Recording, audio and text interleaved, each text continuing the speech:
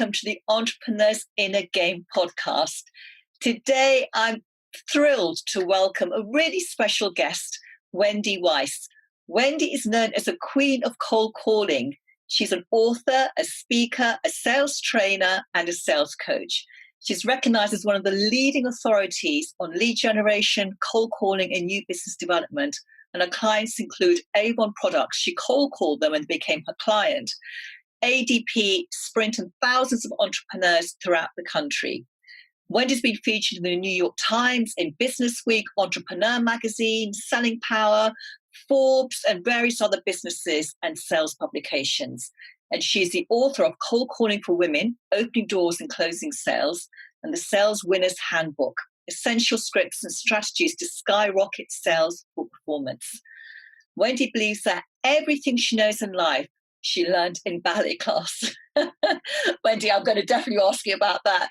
Welcome to the Entrepreneurs in a Game podcast. It's such a pleasure to have you here today. Well, thank you so much for inviting me, Nina. I'm really happy to be here. Brilliant. I know we're going to have a really great call. And sales is such a hot potato for entrepreneurs, isn't it?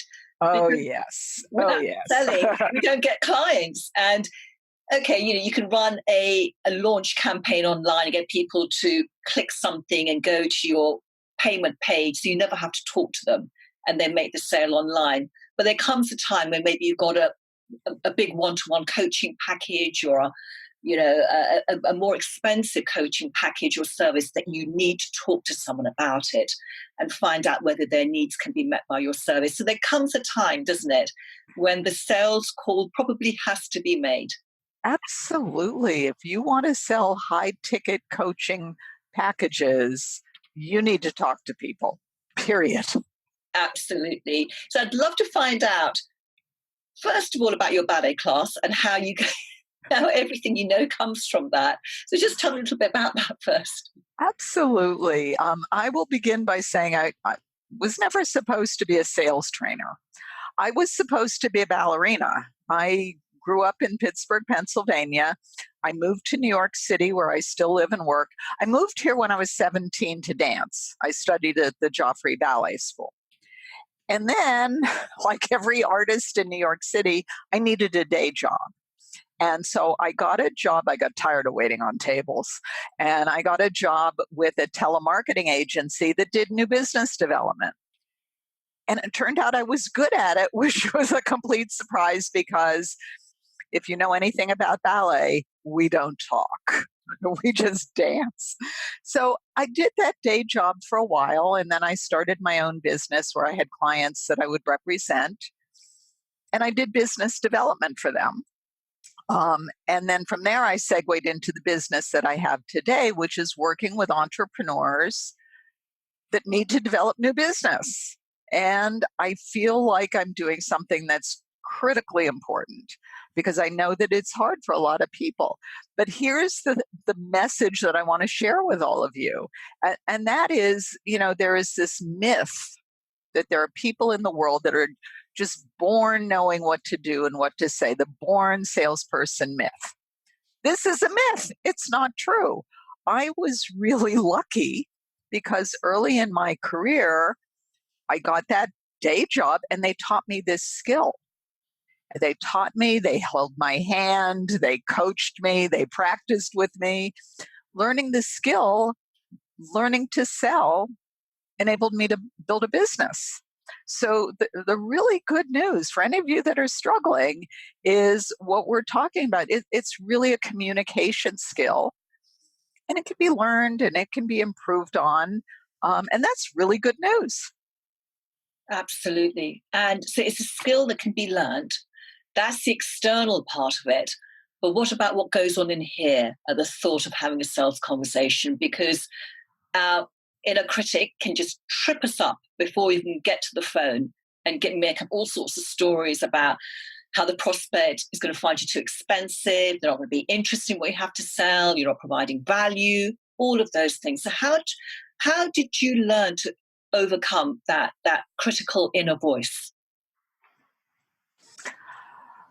Well, I learned it in ballet class. Because when you are a dancer, you take a ballet class every single day with a teacher whose job it is to criticize you. And you also dance in front of the mirror so that you can criticize yourself. And at a certain point, you have a choice. You can say, I'm not good enough. I can't do this. And then you quit. Or you simply say, well, here's where I am. Here's where I want to be.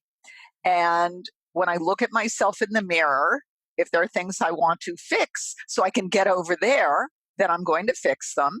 And if my teacher says, do this differently, I'm going to follow my teacher's advice because the teacher is there to help me. And I'm just going to follow the steps. And when you're training as a ballet dancer, it's a very step-by-step system. You learn, a little bit at a time. And what's really completely amazing about it, and it does take about 10 years to train a ballet dancer. It will not take you 10 years to get good at sales, but if you wanted to be a ballet dancer, it's going to take you 10 years. If you take a ballet class every single day, 5 or 6 days a week, and do what your teacher tells you, at the end, you're going to be a ballet dancer. It is inevitable. And actually, the same thing works in sales. If you work with a coach, you get educated, you get the help that you need, because nobody is born knowing how to do this. And you follow the system, and it's step by step, and you just keep taking the steps. You're going to end up where you want to be. So it's following a system, doing it, and having faith that it's going to work. Absolutely. And one of the biggest lessons that I also learned in ballet class, when I was very young, I was probably in my early 20s, I stopped dancing. I was going through a lot of personal stuff, and I just stopped taking class, stopped going to auditions, stopped taking class. And one day after I hadn't been there for months, I showed up in class, and my ballet teacher wanted to know where I was. And so I started telling her all these terrible things that were happening to me in my life. And she looked at me and she said, that's no reason not to take class. And she was right, because what I wanted to do was dance. And then I wasn't doing the thing that would enable me to dance.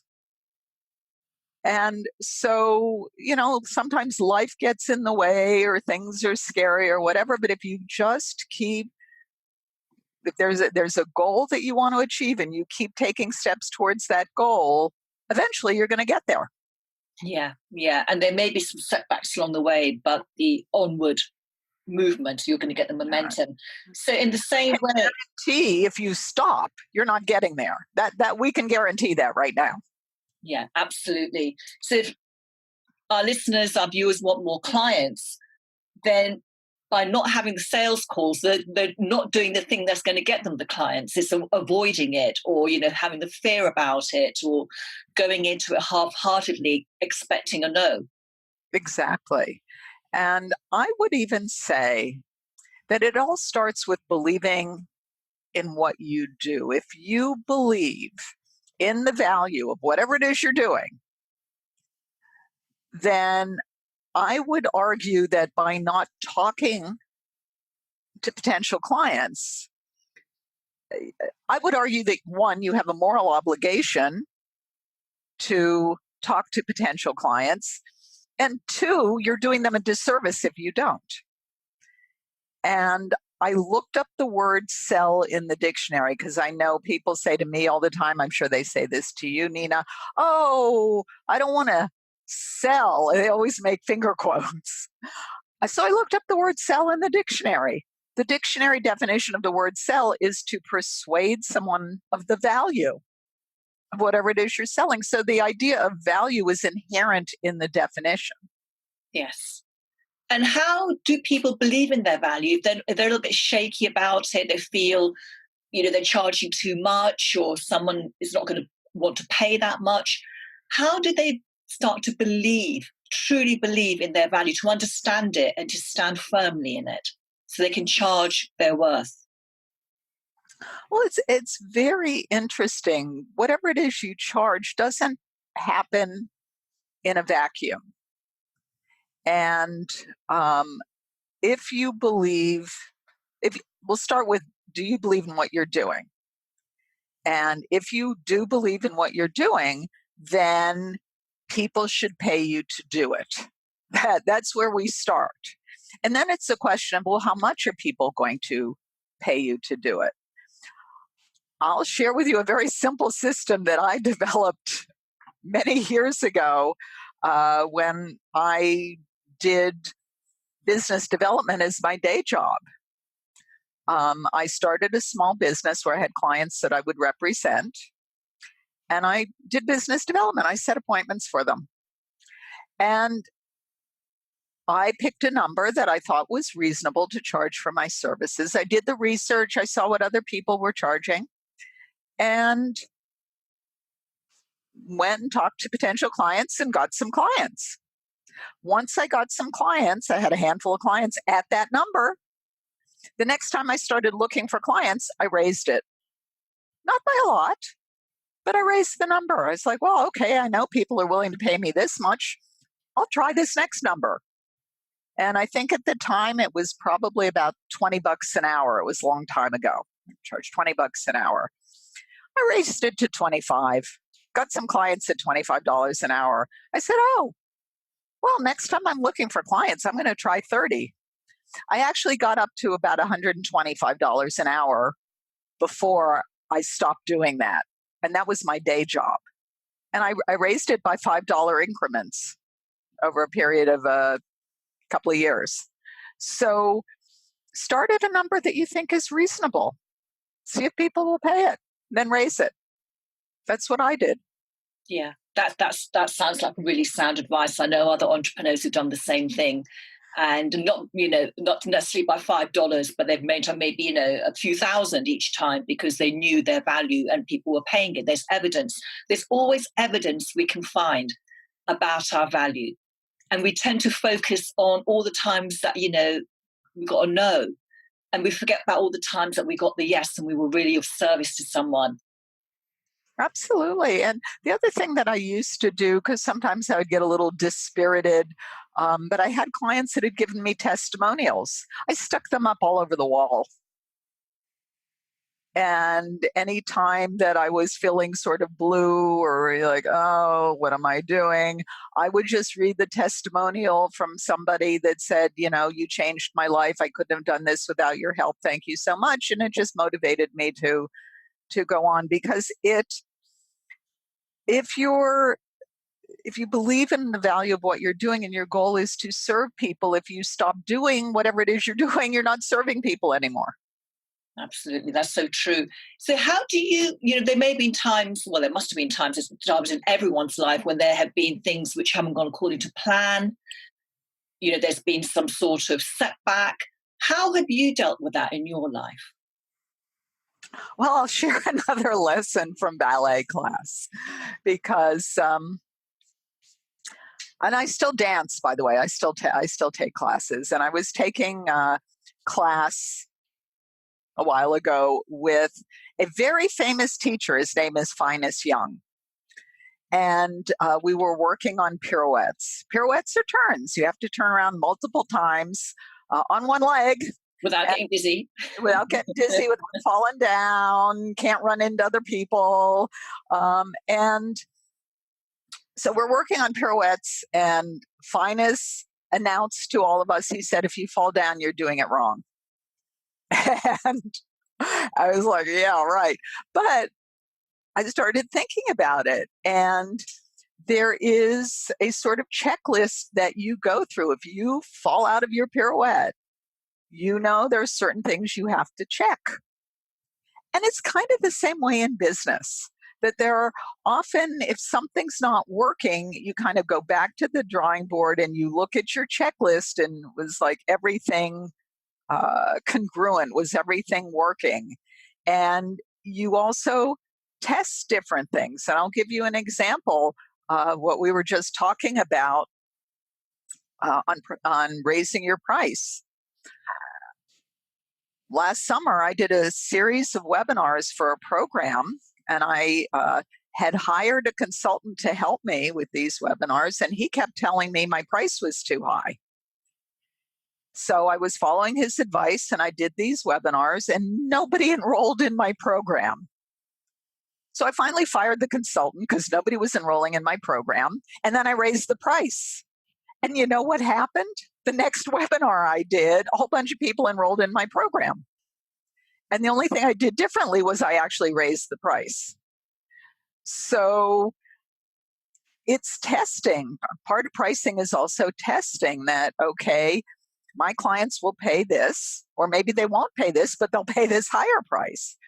So there's not necessarily personal value attached to someone saying yes to you or no to you. It's actually data that you can then use to get to your goal. And that means not taking it personally. Not taking it personally. And that can be a really challenging thing. You're sitting there on a call, you're selling yourself. It feels like you're selling yourself. You're not selling yourself, but it feels like that. You're selling your service. And it feels very personal, doesn't it? And then when the prospect says, no, thank you, it feels that you've been personally rejected. They're rejecting you and who you are. But that's not true, is it? No, it's not true. And it's also many entrepreneurs hear no when the person that they're talking to is not actually saying no. And the question that I always ask my clients is, well, what did they actually say? And I'll give you an example from a program we're running right now. We had a session yesterday on gatekeepers, and I was working with one of the people in the program, and he said to me, well, the gatekeeper said that the person I wanted to talk to couldn't come to the phone because he was busy, so he doesn't want to talk to me. And I said, well, is it possible he's busy? And so we had this conversation. At the end of the conversation, my client was like, okay, well, yeah, maybe he was busy. So prospects will sometimes say that they're busy. That doesn't mean they hate you and don't want to talk to you and aren't interested. It just means they're busy. Sometimes so we always want to look at what they are saying as opposed to something you've made up in your head. There are the facts and there's the stories you tell yourself about the facts. You know, the facts are you're having this conversation, you say something, they say something. Those are the facts. The stories are, oh, they don't want to talk to me. I'm bothering them. They're not interested. Did you ask them? and so and I know it's hard to quell those voices, but what I've seen over all the years I've been doing this is when you start to tell yourself another story about what it is you're doing, everything shifts. Yeah, absolutely. The stories we tell ourselves, they create our reality moment by moment. And if you're on a sales call and you're making up all sorts of stories that they can't afford you and they're not interested, they don't value what you're doing, then of course, the outcome of the call is going to be a big fat no. Yeah. But also we are told, aren't we, in sales training, that when a prospect says, I can't afford it, they don't mean that. It's just an excuse to mask the real reason of why they don't want to go ahead. And that can be quite challenging to actually say, ask the prospect, to really try and find out what's behind that I can't afford it. And it can feel sometimes confrontational, but it's not.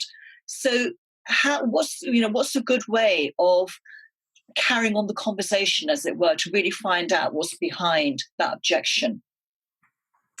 Well, I don't know that I would agree with I can't afford it is always not always, but sometimes it can be. And if you've gone through a pre-qualification process that you have some idea of, for example, we'll ask prospects, what is the value of whatever it is they're selling?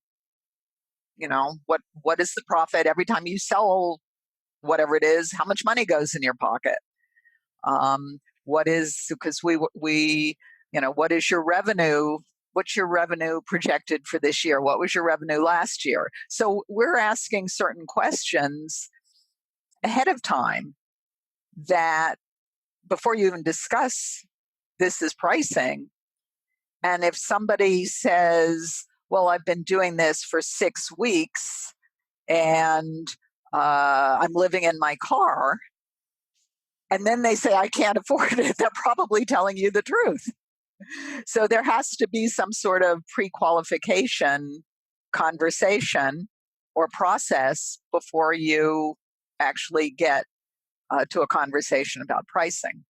That's a really great tip. So don't go into a cold. It feels like it will feel like a cold call. That is, we haven't done any qualifying at all. But send out an email or something to just find out a little bit more about that prospect to make sure that they do, if they feel it's a good fit for them, they do have the funds to be able to work with you. Yeah, and I'll share with everyone, if you are on a call with, because sometimes I know prospects will say, well, just what does it cost? Just tell me what it costs. And I would say, well, I'm happy to, share that information with you. There are different options. So let me ask you a few questions to make sure that what I am telling you is going to be relevant to you. And there are very few people in the world that are going to say no to that. Yes. So they're going to give you permission to ask your questions, and then if they say I'm living in my car, they're not a good fit for you. And they're not rejecting you. They're living in their car. Yeah. No, that's a really great point. I know sales is such a huge topic and we can only cover a really small part of it in our conversation today. But what would you say is the secret of having really productive sales calls where, you feel engaged, you're building rapport, and, you and the prospect are both really getting something valuable from the call? I think the secret is having a process, because selling always there's like a beginning, a middle, and an end. And a lot of people skip the steps. In our programs, we teach prospecting. We teach people to get more qualified sales appointments. But you're not going to go from hello to yes, I'll be your client in 30 seconds. Here's my credit card for the really, pricey coaching package. That's not going to happen. So what we actually teach, I call it introductory calling. Because wherever you find a lead, whether you've met someone at a conference or a networking event, or you have a referral, or they opened up your email or filled out a form on your website, you don't really know them until you have a conversation. So step one is having the introduction and then having the conversation.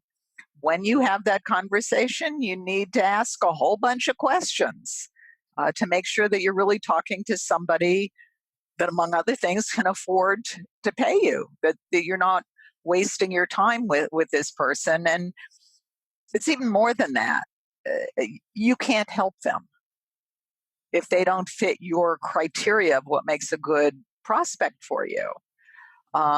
So once you've done those things, you've asked the questions, you've gathered the information, you've established that there is a need and you really indeed can help them, then you can talk about how they can become your client. But most people kind of skip the middle part and they go from hello to would you like to be my client today? And that's not going to work. Yeah. And if you think about how we buy ourselves, we would never buy on that criteria, would we? We No. want to make sure that person knows what that pain is, that they can provide a solution. We want to be really sure about that before we hand over our money. So Right. It's almost like thinking, well, what makes me want to buy from someone? Well, I trust that person. I believe that person. I like the solution they've got for me. And the price seems to be good value for what I'll be getting back from them. So sometimes it's putting yourself in their shoes. But for me, it's really about building the trust and the rapport in the call. Absolutely. And being really authentic in the call without, without getting lost in trying to please the prospect and saying what you think the prospect wants to hear from you, is really staying authentic and true to you and what you're providing. Absolutely. And I know you might hear this, Nina, because I hear it a lot. People will say to me, "Oh, well, I don't want to be like a used car salesman." Yes. And Sales has got a bad rap. I was like, and so, okay, well, what does that mean to you? Are you doing any of those things? It's you're being yourself. You have something of value to offer. That's where it starts. If you believe that, then you're reaching out to appropriate people, not to everybody in the entire world or opening up the phone book, because there's a small segment of the world that you can help. So you're reaching out to appropriate people, you're having those conversations, and you've got something of value to offer them. Brilliant. I love it. So, Wendy, how can our listeners and our viewers find out more about you and your work? Okay, well, thank you for asking that. I'm going to invite every one of you that's listening in, that's watching us. If you would like to start setting more qualified sales appointments in the next 24 hours, then I invite you to download my ebook, The Cold Calling Survival Guide. And I think you're posting the link right under. We'll definitely put the link up. Yes. Right. And you can also come visit me at coldcallingresults.com.